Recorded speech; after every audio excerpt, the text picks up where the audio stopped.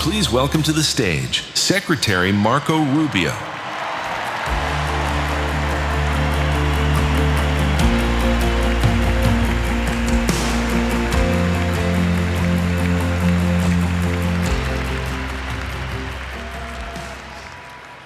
About maybe 10 or 12 years ago, a person I knew very well, had been very helpful to me in my campaigns when I was in the Senate, came to me and said she had met this very impressive young man, and he was going to start this group to go on college campuses and try to convince young Americans that ours is the greatest country in the history of the world and that Marxism was bad. And I remember thinking back then, I'm going to admit to you guys, I was a little skeptical. I said, college campuses, you're going to do that? Why don't you start somewhere easier, like, for example, communist Cuba, you know? But my skepticism was proven wrong. In place after place over the last 12, 14, 16 years, we've seen this renaissance. Understand where we were at that time in our history. Understand where we are still today in many places, where young Americans are actively told that everything that they were taught, that all the foundations that made our society and our civilization so grand, they were all wrong, they were all evil, that marriage is oppressive, that children are a burden, that America is a source of evil, not of good in the world. And here was this voice that inspired a movement in which young Americans were told that is not true. The highest calling we are called to is to be in a successful marriage and to raise productive children.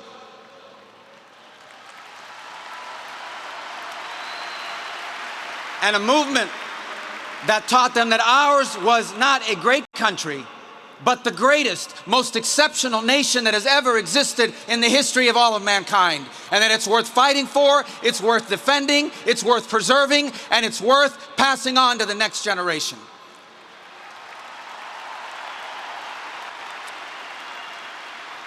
This was the mission and the work of Charlie Kirk. And a couple things that stand out about him. He led this movement, but he did so with incredible knowledge. It's unbelievable how much he knew. He came to me very recently. He said some quote. I said, who said that? He said, Marcus Aurelius. I said, what district does he represent? I kind of knew who it was, but he said back, no, it's a Roman, philosopher king or emperor. His incredible knowledge. Let me tell you that one of the last messages I had with him was just a few days before his passing, where he wrote me from overseas, I'm in South Korea, I have many concerns I want to share with you when I get back. He was constantly expanding his horizons, but he just didn't have knowledge.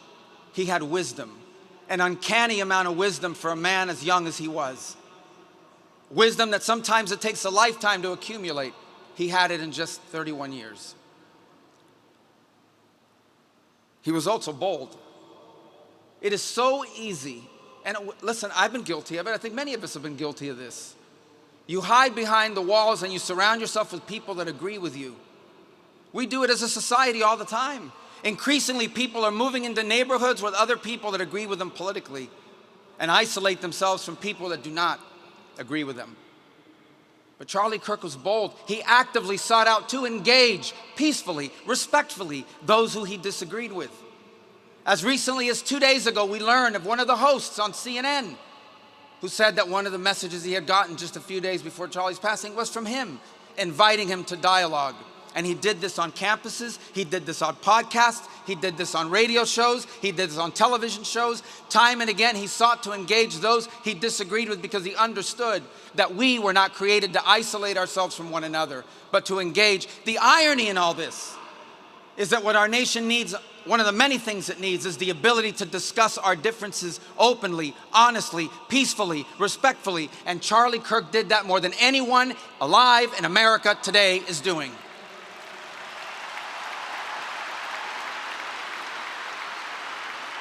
And Charlie Kirk was impactful. Impactful because of all the things I've said, but look around this place. There's 100-something thousand people here. The President of the United States is here. His entire cabinet is here.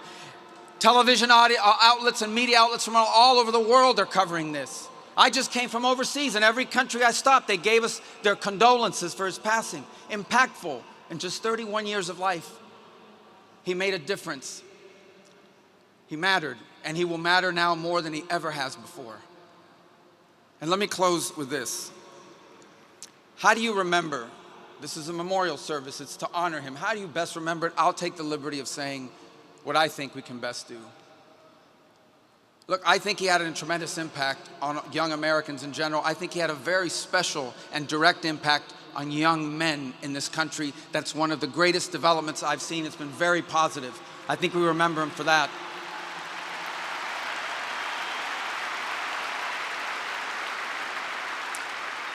I think we remember him for constantly saying, you want to live a productive life, get married, start a family, love your country. These are powerful messages. But I hope many who are watching, I imagine there are people watching here tonight that didn't know much about Charlie Kirk until 11 days ago. Maybe they were disengaged from politics. Maybe they were partially engaged. I hope one of the things they take from this is that the movement Charlie Kirk led and started and gave fuel to was about politics, but not only about politics. It was deeper, it was broader. And I would say that, taking the liberty, but I'm confident he would agree, one of the things he wants us to take away from this, from all of this, is the following. His deep belief that we were all created, every single one of us, before the beginning of time, by the hands of the God of the universe, an all-powerful God, who loved us and created us for the purpose of living with him in eternity. But then sin entered the world and separated us from our Creator. And so God took on the form of a man and came down and lived among us. And he suffered like men. And he died like a man. But on the third day, he rose unlike any mortal man.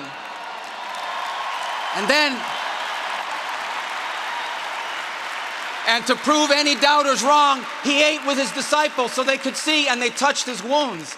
He didn't rise as a ghost or as a spirit, but as flesh.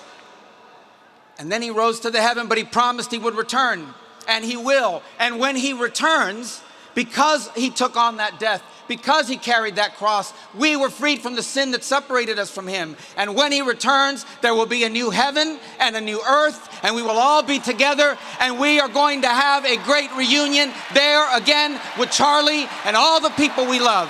Thank you, and God bless you.